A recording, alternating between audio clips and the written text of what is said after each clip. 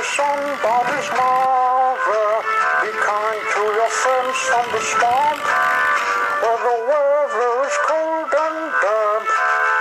Be kind to your friends at the pond, for that goose may be some bird's brother. Be kind to the frogs and those with the fins, so they'll want you to come back again. Be kind to your web-footed friends, for a duck may be somebody's mother. Be kind to your friends from the swamp, where the weather is cold and damp. Now you may think it's the end. Well, it is. Rosie the pink engine is always happy when the friends come and say hello to her. But on this particular morning on Tasman Sodor, she had no one to talk to except wee Georgie Wood, with passengers dropped off from his train. "Hello, wee Georgie," said Rosie with a smile. "Hello, Rosie," said wee Georgie. Then Rosie saw a driver chatting with a passenger she hadn't seen before. He was a vet. Rosie was curious. She wondered how a person couldn't help sick people when being a vet. "Why is he called a vet?" Rosie said afterwards. "I know doctors can help people." "Well, Rosie," said the driver, "Dr. Jim helps animals. He'll be a regular passenger of ours from now on." Rosie became good friends with Dr. Jim and looked out for him every day. She liked him. He always said hello to her, and Rosie always gave him a friendly toot toot back. Oh, there she is.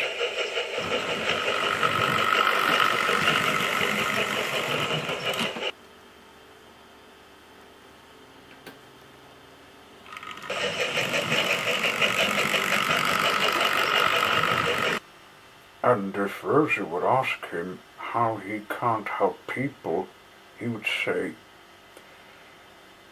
"I only went to animal school to learn how to help them, so I can't do people." "What about engines?" asked Rosie. "Henry told me about Nurse Nancy listening to his boiler with a stethoscope." "That's the same.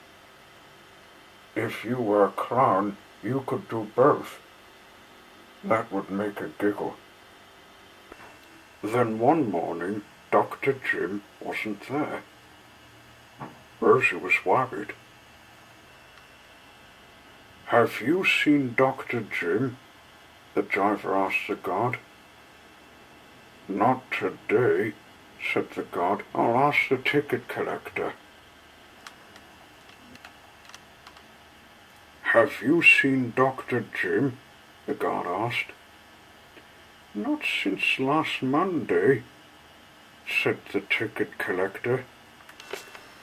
And Georgie, who collected Rosie's passengers, hadn't seen him either.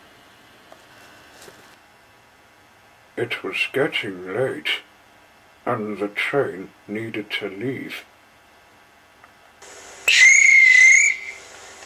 So the guard blew his whistle and waved his green flag. The train went without Dr. Jim.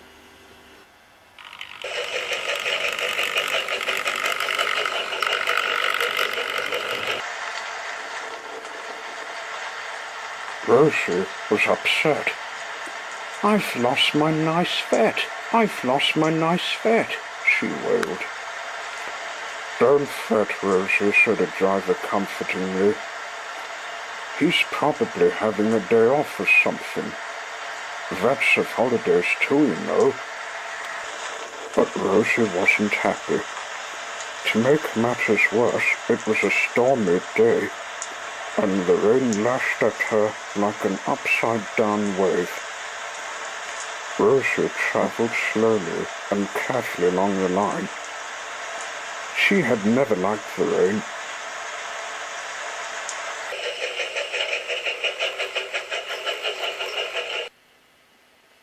At the next station, Rosie had to stop for a long time. The driver looked out of the cab to see what the delay was. "We've been waiting for far too long," he said. "There must be something wrong." "That's all we need," thought Rosie.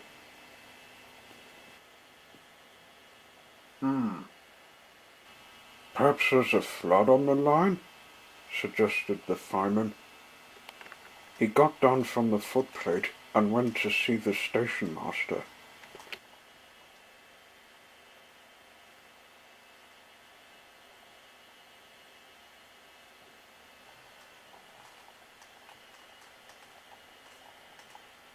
Soon the station master came to see Rosie's driver. He looked worried. "We need your help, driver," he said. "A little pony named Starlight Glimmer has got her tail jammed in the crate, which fell on her." Rosie's driver looked concerned. "We should call an ambulance straight away." "I've already done that," said the station master. "But the ambulance has got stuck in the mud. Twilight can't get it out herself, so I need you and your fireman to help push." Rosie's driver thought for a moment. Then a smile came across his face. "I know," he said. "I've got a much better idea." "What is it?" asked the station master, intrigued. "The line stops at Kingston Station. Why not let Rosie be the ambulance instead?" "That is a good idea," said the station master, and he went off to tell the ambulance driver.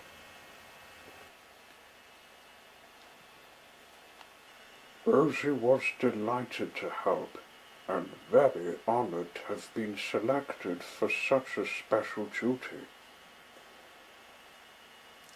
"If only Dr. Jim was here to see me being an ambulance too," she thought to herself excitedly.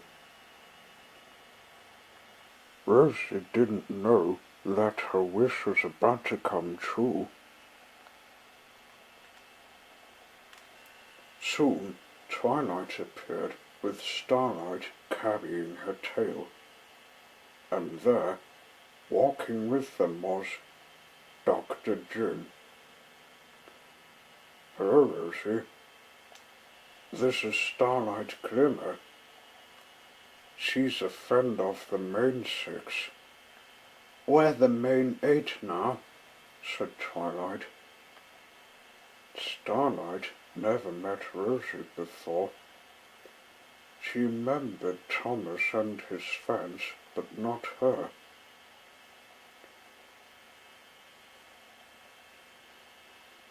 "We haven't met before," she said, "but thanks for taking me. I can get you to the vet, Starlight," said Rosie. "Only you need space on one of the seats." Before the ambulance train could depart, the vet needed to make sure that Starlight was well enough to travel.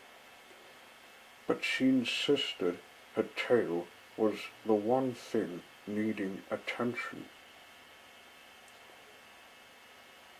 "Twilight timed my pulse before," said she.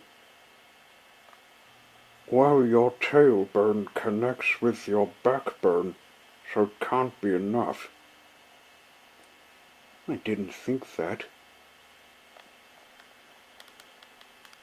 They boarded the train and settled in the seats. Rosie thought that Twilight's new friend was very brave indeed. Starlight settled on a seat, letting Twilight nurse it just in case. While the guard explained the delay to the passengers, Rosie built up steam and got ready to go. "Steady, Rosie," her fireman warned. "I know you're excited about being an ambulance, but you haven't got a siren or a red flashing light." "That's right," her driver agreed. "Not too fast now. We want to make sure that Starlight gets there in one piece as well as on time."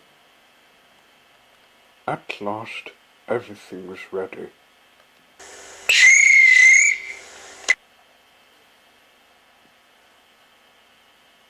The guard blew his whistle and waved his green flag. Rosie set off, gently at first so as not to jolt the cabbages, which might have hurt Starlight's tail.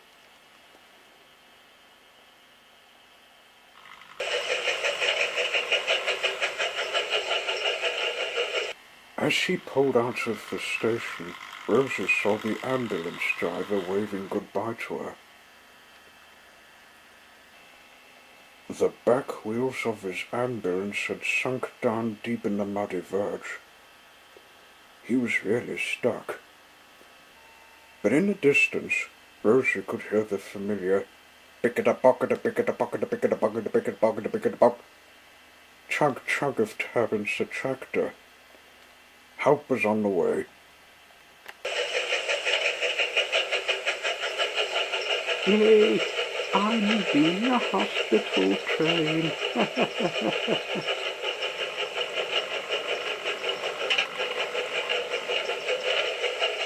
Rosie made steady progress along the line. She kept up a good speed on the straight parts of the line, but was extra careful to slow down and take care at slopes.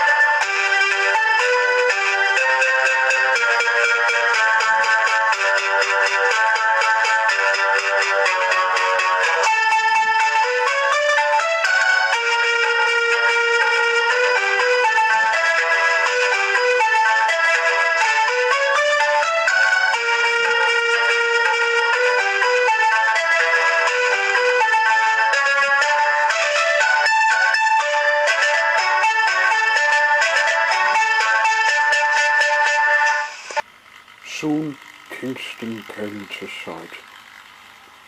Rosie's driver shut off steam,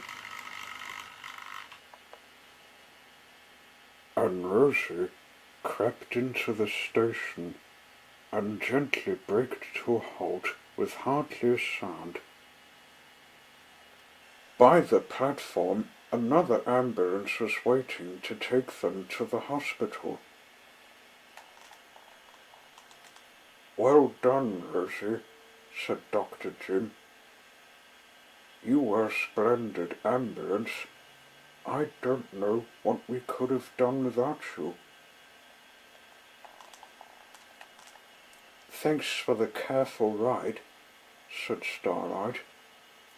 You're perfect enough to be a friend. It was nothing, Starlight, said Rosie. On my tail. They went to the ambulance. Starlight got in first before the other two, and so did they, without treading on a tail. When the doors were shut, the ambulance set off for the hospital vet without delay. I hope she's all right.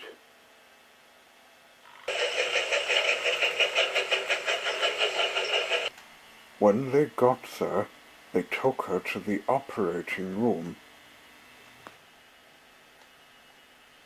She had to wait till the job on the tail was done. Do you think I can make it, Twilight?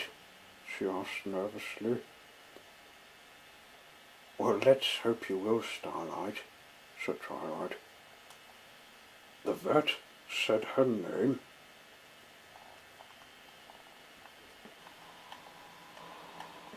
And they set her up in the tub. This is how you can take in the cure, said Dr. Jim. Make it settle inside.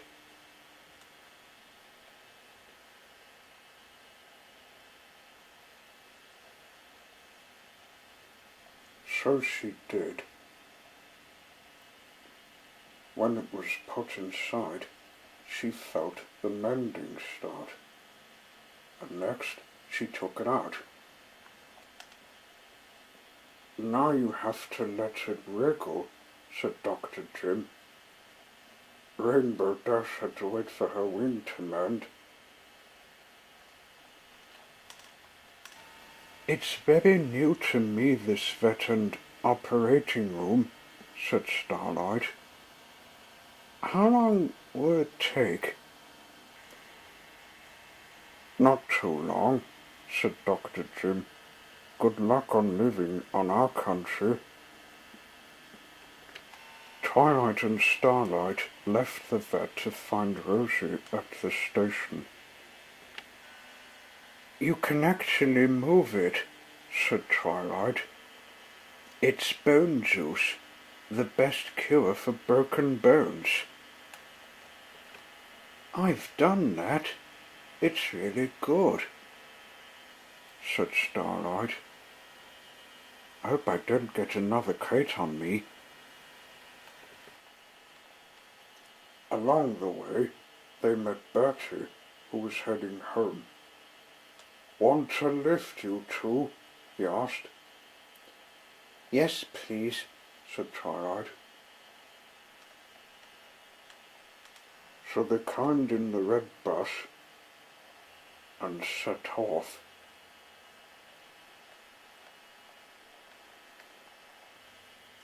Rosie had been waiting at the platform steaming calmly. She was about to head home to Orford, but the signal was still set against her. She soon began to worry, especially when she heard from the station master that the fat controller was on his way to see her. Oh dear, thought Rosie sadly. I do hope Starlight's all right.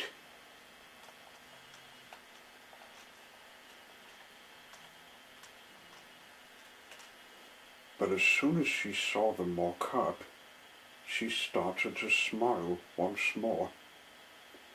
Starlight was delighted to see Rosie again, and Rosie was thrilled that Starlight had come to see her. You're looking better already, she smiled.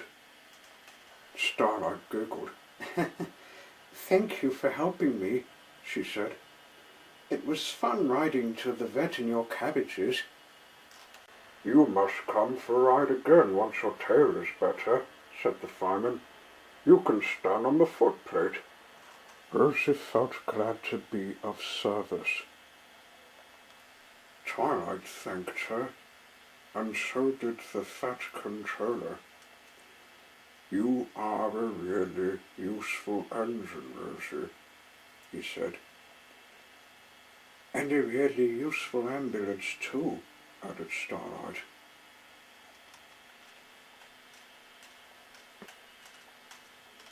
They boarded Rosie's cab, and when the signal dropped, it was time for her to go. "Here, Maud," she whistled, leaving Kingston Station.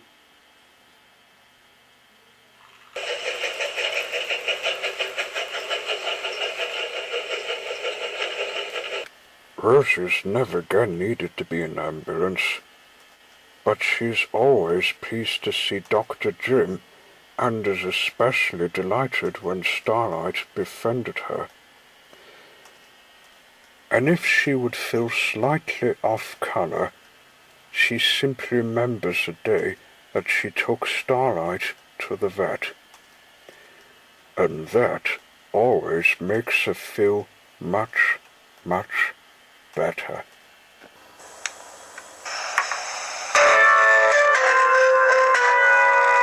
Be kind to your web-footed friends, for a duck may be somebody's mother. Be kind to your friends from the swamp, where the weather is cold and damp. Be kind to your friends at the pond, for that goose may be some bird's brother. Be kind to the frogs and those with the fins, so they'll want you to come back again. Be kind to your web-footed friends, for a duck may be somebody's mother. Be kind to your friends from the swamp, where the weather is cold and damp. Now you may think it's the end. Well, it is.